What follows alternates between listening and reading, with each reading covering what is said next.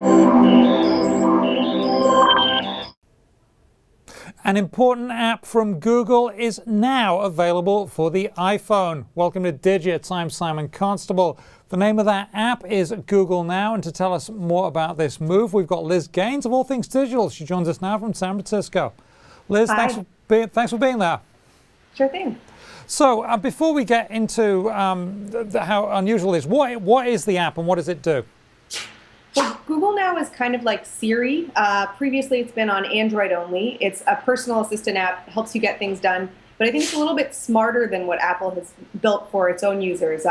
Google has done some smart things around things, telling you, for instance, your calendar says you have a meeting in an hour, it's across town, there's some traffic now, so you should leave, things like that. So it's a little bit smarter, more personal, more contextualized, aware of where you are and who you are and what information you might be interested in. And the big move here is not the app itself, but it's that it will be now available on your iPhone starting today. What has prompted Google to do this? Well, Google has some interesting motivations. Primarily, they want everyone in the world to use and rely on their services so they can do things like sell advertising. So unlike Apple, who wouldn't really want to build apps for other people's platforms because they want you to buy their phones, Google will make apps and sell them on their, or give them away for free on their competitors' platforms. Now, there are 29 Google Now cards available on the regular app, but there are going to be 22 of those available on the iPhone. Tell us about that. What are they and what do they do?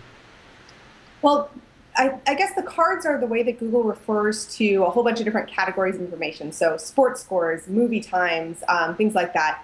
And most of what Google has already made for its Android users will be available for iOS users, both on iPhone and iPad, but not all of it yet, specifically some of the newer things. So there's actually some really kind of novel, more integrated experiences. So for instance, if you're searching for a movie, Google Now might help you buy a ticket on Fandango, and then when you show up in the proximity of the theater on Android, you would get then an alert saying, here's your ticket.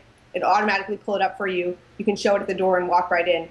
So it's a little bit more of a forward-looking experience. I think Google is hoping to bring those to iOS as well. In some cases, it won't be able to do that because Google Now is basically part of the operating system of Android. It gets special access to things that iOS doesn't really allow outside developers to get to do. So it's a little bit less in your face when it wants to be. Which some people might think is a good thing. You might want an alert popping up saying you should leave right now, or a widget on your home screen that changes with information about the weather, things like that. That's stuff that you can't do on Apple's platform. Okay, interesting stuff. Always a pleasure. Thank you very much. Liz Gannes of All Things Digital. Thank you. And we appreciate her time. And you can read more on that on allthingsdigital.com here at the Wall Street Journal. I'm Simon Constable, and that was Digits.